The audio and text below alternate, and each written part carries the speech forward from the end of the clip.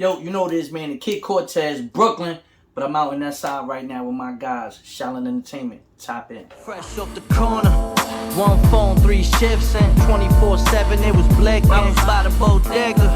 Heard he caught the op slipping. Damn, he ain't even have his biscuit. We outside trapping. Riding dirty down the risk it. Praying K9 don't sniff this. I ain't with the capping.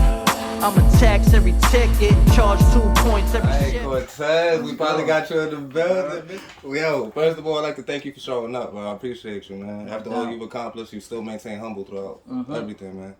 Got to. Alright, so we just gonna start off from the beginning because it's our first time having you over here at the Shaoliiin Entertainment family. We ain't gonna get too redundant, but born and raised. Brooklyn, best style. And for somebody that's never, for somebody that's in the UK, never been to New York, tell them what it's like coming up in Brooklyn. Man, growing up in Brooklyn is different. You know, early age you learn exactly how to maintain and how to survive. Like from little things, like I used to go to school and I used to pick up the crack vials, and I used to be like, "Oh, I got the red one today." Yeah, purple tops. Oh, they got the gold one. Oh, they got the blue one. Like, you know what I'm saying? Like thinking it's just some normal shit. This shit is not normal. Like, you get what I'm saying? Right. So it's like, you know, early on, you just got to learn how to maintain and persevere through a lot of the bullshit that was set up for people in our position. You know what I mean? And, you know what I mean? My mom's, it was before my step pops, you know, I had a single moms, I had a little brother. So I had responsibilities from early. I'm in 2nd grade, walking my brother, you know what I'm saying, to the store. He's in pre-kindergarten. I'm going to the store. I got a tab at the bodega. You know what I'm saying? I go get all our little foods, go to the house, lock the door, call him, like, you know what I mean? It's like you think it's regular shit, but then you realize, like, damn, man, I shouldn't have been doing that shit at age 7, age 8 years old. You know what I'm saying? Word. So, you know, but it made me who I am today. Concrete jungle, bro, and it built the lion. But you gotta tell me, what was your biggest lesson learned? Like the biggest lesson learned that you carried throughout life. I would say that family comes first. But when I say family comes first, it doesn't necessarily have to be blood. It has to be the people that you went through those experiences with, people that you really, really persevere with, or you learn from. You know what I'm saying? You can fuck up, you can learn, whatever it is, but those people around you aren't the people that judge you. Those are people that want to see you win. Those are people that see where you came from and they appreciate what you do now. You know, at least for me, you know what I mean? Like, everyone else's situation is different, but for where I'm at in life, those are the people that I can reflect back to, and I can still pull up on them, and it's like, yo, I've been with them. I never left. You know what I'm saying? And it's like we got certain stories and certain things, and it's like, damn, man, like, these are the people I want to experience that with. So when I've traveled to Cali, or when I traveled to London, or when I go to Australia, and I was doing things, whether it's battle rap, music, whatever, I wanted them to be with me. So it motivated me more, because at first, you know, you might not have that much bread, or, you know, you grinding and you doing it on your own. But the goal is, yo, I want all my niggas to be out there with me. I want everyone that was out there with me, you know what I mean, to experience this. So shit like that is... eat with the niggas you starved with type Exactly. Shit. And I also heard you say somewhere that out here being good ain't enough.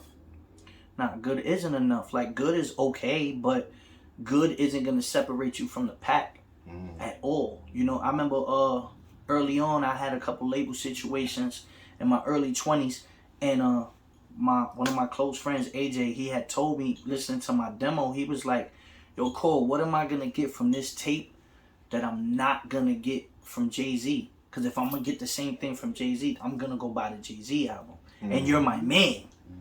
When he told me that, I was like, damn, all right, I gotta separate. Like, I got to tap into some different shit. You know what I mean? And it makes sense. Word.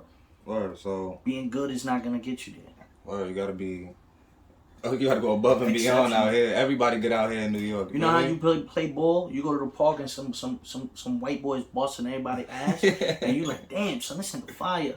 And then you sit there and you have a convo and you'll find out, oh yeah, he was the 12th man in NCAA. He didn't even make it to the league. He was the fucking garbage man in Euro League or some shit, playing in Turkey. But you realize, like, damn, and he's not good enough. Like, it's levels. There's always levels. So let's talk about levels. I mean, you used to battle on the corners of Myrtle, like Myrtle Ave. Used to be in barbershops.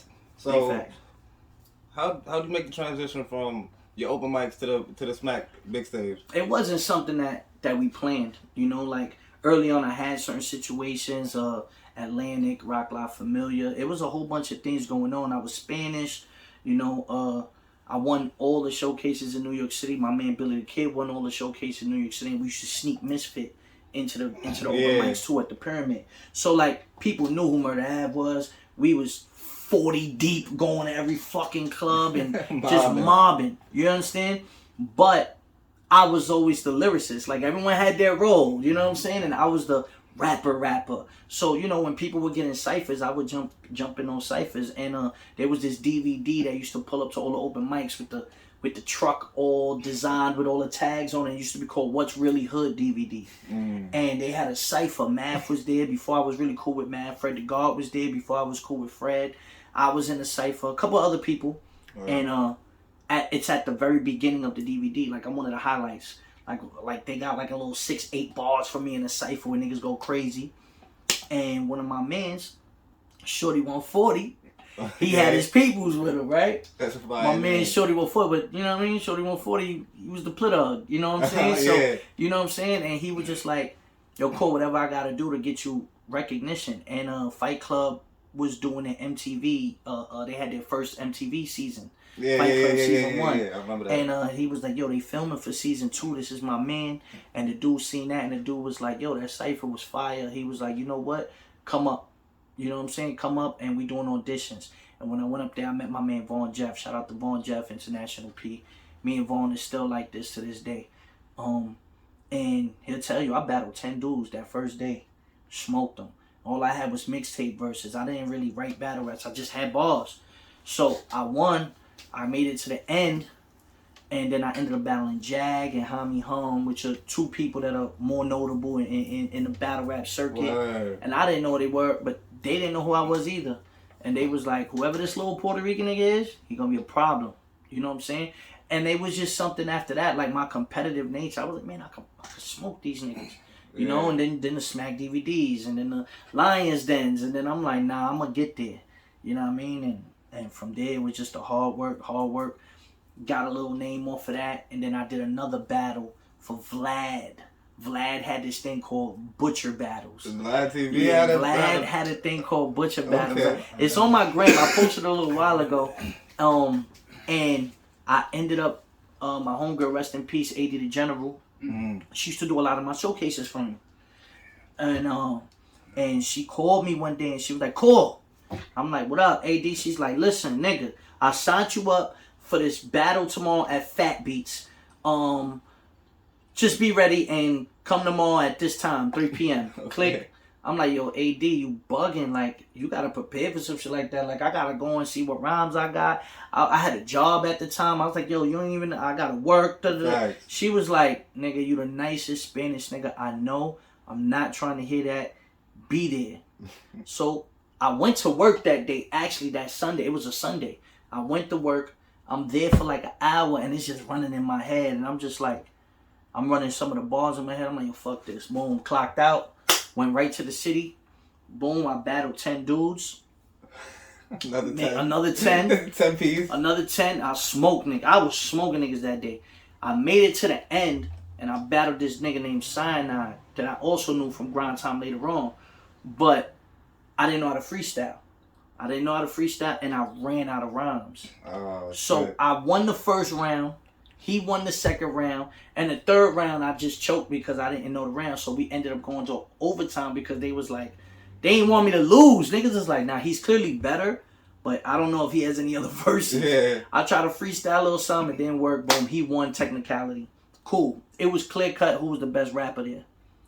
A year passes. One of the dudes I battled that day was named Jay Focus. He becomes the 106 in Park champ. Somebody in the crowd that day had recorded all the battles on like a little Nokia phone. Like, it's just like 2006, bro. They recorded this shit on a little bullshit phone. And the only battle that they recorded and put on YouTube was Cortez versus Jay Focus.